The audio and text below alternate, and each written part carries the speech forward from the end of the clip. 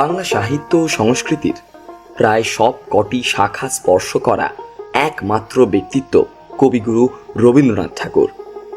কবি, ঔপন্যাসিক, সঙ্গীত স্রষ্টা, নাট্যকার, চিত্রকর, গল্পকার, প্রাবন্ধিক ও দার্শনিক গুণে রবীন্দ্রনাথ ছিলেন এক আলো ঝলমল রবি।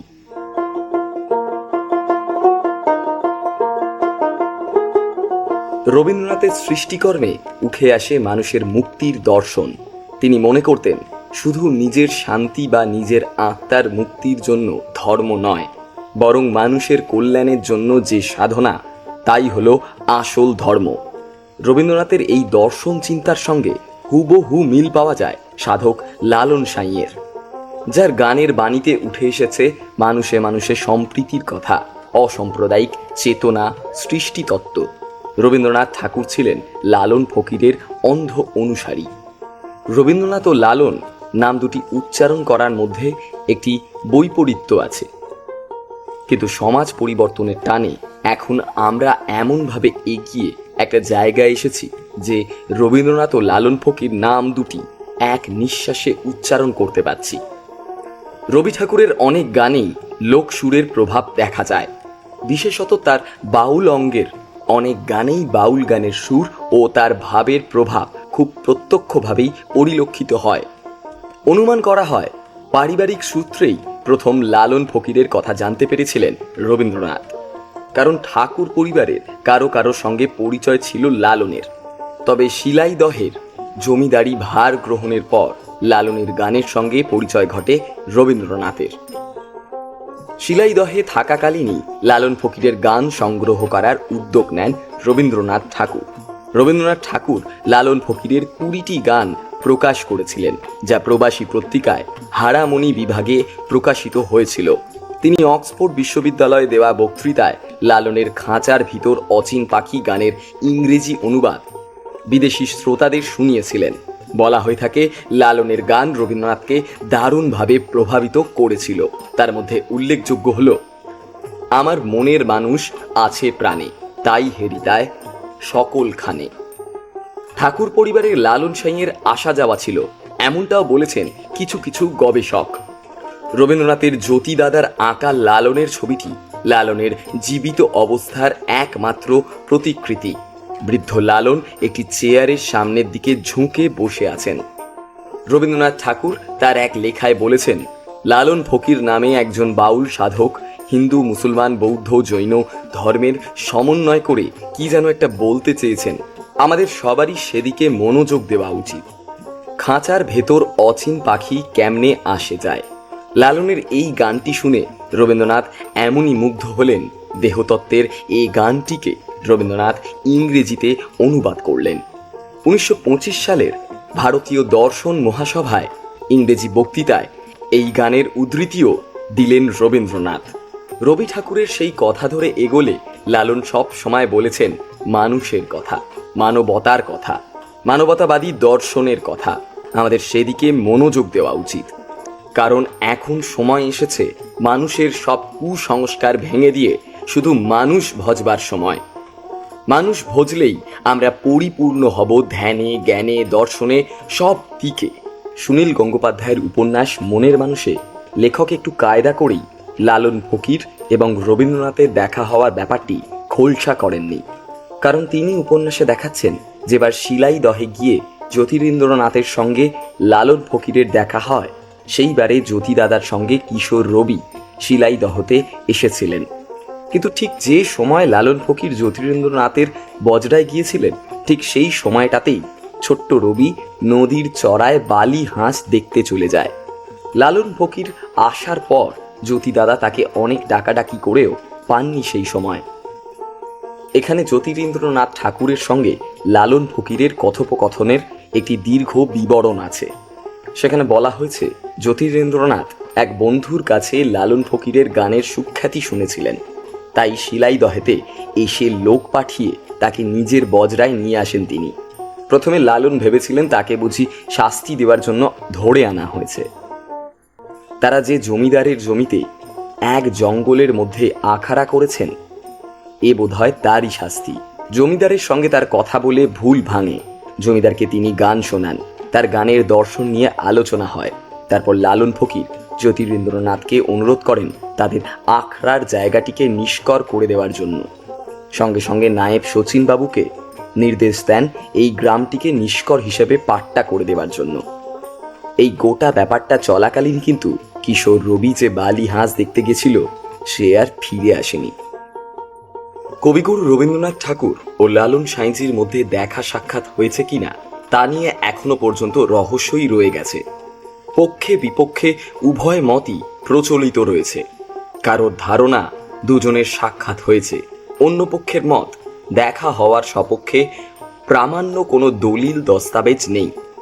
কিছু গবেষক অবশ্য এটা প্রমাণ করার চেষ্টা করেছেন রবীন্দ্র সহোদর জ্যোতিরিন্দ্রনাথ ঠাকুরের সঙ্গে লালনের সাক্ষাৎ হয়েছে এবং তিনি তখন লালনের একটি স্কেচও এঁকেছিলেন।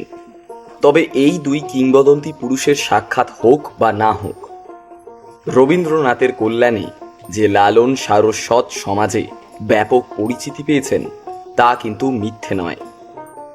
জমিদারি পরিচালনার সূত্রে রবীন্দ্রনাথের শিলাইদহে আসা, সে সুবাদেই লালনের গান সম্পর্কে প্রথম অবহিত হন তিনি।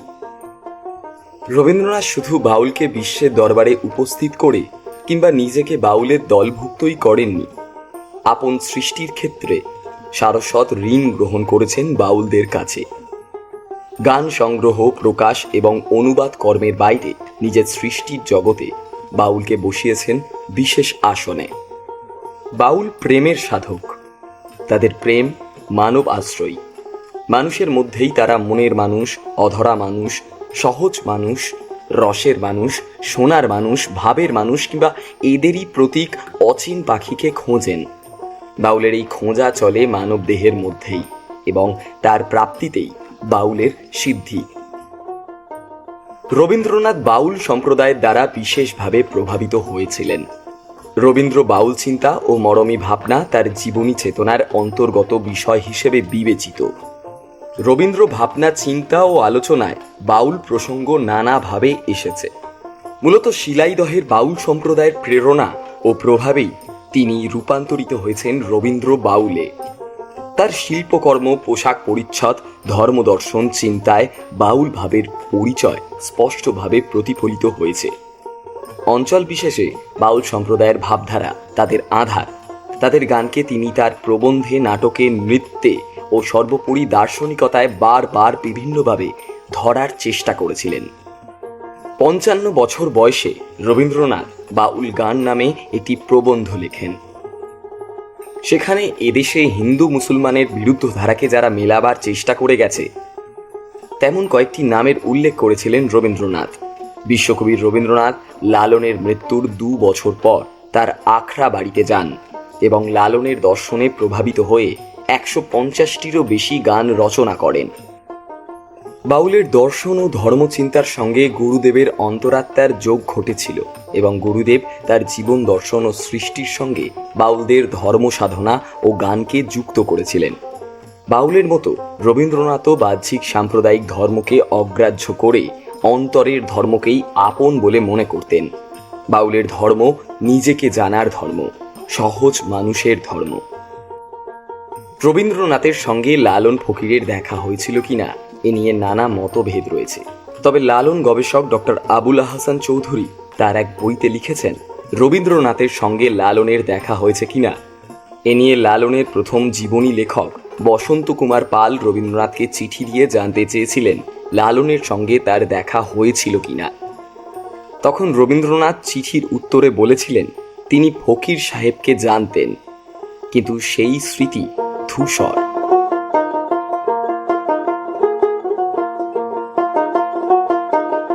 লালন ফকির বাংলার সঙ্গীত তথা সাহিত্যের ক্ষেত্রে আমাতনার জগতে এক বিস্তৃত স্থান অধিকার করে আছেন। বাউল দর্শনের সমস্ত রত্ন তিনি তার গানের মাধ্যমে যেভাবে সমগ্র উপমহাদেশ তথা বিশ্বের কাছে সহজ ভাষায়, সহজ সুরে উপস্থাপন করেছেন এবং তা বাস্তবে সংস্কৃতির সাম্রাজ্যের পরিসীমাকে এতটাই আলোকিত করেছিল যে অ্যালেন গিন্সবার্গের মননেও লালন ফকিরের প্রবেশ ঘটেছিল। লালন ছিলেন একজন মানবতাবাদী, যিনি ধর্ম, বর্ণ, গোত্র সকল প্রকার জাতিগত বিভেদ থেকে সরে এসে মানবতাকে সর্বোচ্চ স্থান দিয়েছিলেন। অসাম্প্রদায়িক এই মনোভাব থেকেই তিনি তার গান রচনা করেছিলেন। লালন ফকিরের প্রায় সমস্ত গানেরই মর্মবস্তু বাউল সম্প্রদায়ের দার্শনিক বক্তব্যের ওপর নির্ভর করে গড়ে উঠেছে। তাই গোড়াতে বাউল সম্প্রদায়ের বিষয়ে কিছু আলোচনা আবশ্যক। বাউল সম্প্রদায়ের ভিত্তি ছিল সহজিয়া পন্থা, বাঙালি জীবনের প্রাচীন আধ্যাত্মিক বোধ বাউল দর্শন। বাউল গানের মধ্যে দিয়ে এর তত্ত্ব আমাদের হৃদয়ে মহাকালিক তরঙ্গের প্রতিধ্বনি তোলে। আমরা আধুনিক জীবনের তাড়না থেকে মুক্ত হই। সমকালীন অন্তঃসার শূন্যতা নিজেকে আর আড়াল করতে পারে না। আধুনিক শিক্ষিত মানুষের যাপিত জীবনের অসারতা প্রকট হয়ে ধরা পড়ে। সহজিয়া সাধনা মানুষের অন্তর থেকে সৃষ্টি, আর এই সাধনায় গতি সঞ্চার হয়েছে মধ্যযুগে, যার মহামিলন ক্ষেত্র ভারতবর্ষ। যুগে যুগে নানা ধর্ম ও মত সৃষ্টিও এখানেই। জ্ঞানপথ, যোগপথ, ভক্তিপথ ও কর্মপথ সহ সব পথেরই সন্ধান দিয়েছে ভারতবর্ষের সাধকেরা। এখানে শক্তির সঙ্গে জ্ঞানের, জ্ঞানের সঙ্গে ভক্তির ও ভক্তির সঙ্গে কর্মের অপূর্ব সমন্বয় ঘটেছে। বাংলাদেশও এর বাইরে নয়। চৈতন্যোত্তর কালে এখানে কয়েকটি ক্ষুদ্র ধর্ম সম্প্রদায়ের সৃষ্টি হয়। এর মধ্যে আউল, বাউল, সাঁই, দরবেশ, কর্তাভজা ও সহজিয়াকে প্রধান ধরা হয়। লৌকিক বাংলার সাংস্কৃতিক পুরোধা ব্যক্তিত্ব লালন সাঁই ছিলেন মূলত গ্রামীণ পরিবেশে বড় হয়ে ওঠা একজন মানুষ। আর সেখানে তার সাধনাও উপলব্ধির মাধ্যমে জাগরণের যে তরঙ্গ তুলেছিলেন তা বিস্ময়কর। তবে তার সমাজ চিন্তা, মানবপ্রেম এবং মনুষ্যবোধের পরিচয় আজও উপেক্ষিত। এরপরও অতি নগরায়নের বিজ্ঞানমনস্ক পৃথিবীর গতিময় মানুষেরা লালনের কাছে নীতি স্বীকার করেছেন। দেশ বিদেশের প্রত্যন্ত অঞ্চল থেকে অসংখ্য মানুষ এই আধ্যাত্মিক সাধকের দর্শন অনুসরণ করতে আসছেন। গ্রামীণ জনপথে লালন ফকির লোকায়ত জীবনের প্রভাবে মানব সমাজের একাংশকে যে একীভূত করেছেন তা অতুলনীয়। মানুষকে বিভক্তির বেড়াজালে না জড়িয়ে শুধু মানুষ হিসেবে দেখার কারণেই হয়তো তিনি মানুষকে গুরুভাবে ভজতে বলেছেন, কারণ তাতেই লুকায়িত রয়েছে শাশ্বত প্রেমের অমীয় ধারা, মানব মুক্তি, যার ফল। বর্তমান যুগে তিনি মানুষকে দেখেছেন অবতার হিসেবে। বলেছেন, দিব্য জ্ঞানী না হলে কেউ তা জানতে পারে না। লালন সাঁইয়ের গানের একটি আলাদা তাৎপর্য হল, সাধারণত এই গানগুলোর শেষ দিকে এসে লালন তার নিজের নামে পদ রচনা করেছেন। এর ফলে যা হয়েছে তা হলো তার গান আর অন্য কোথাও নিজের বলে চালিয়ে দিতে পারবেন না কেউ।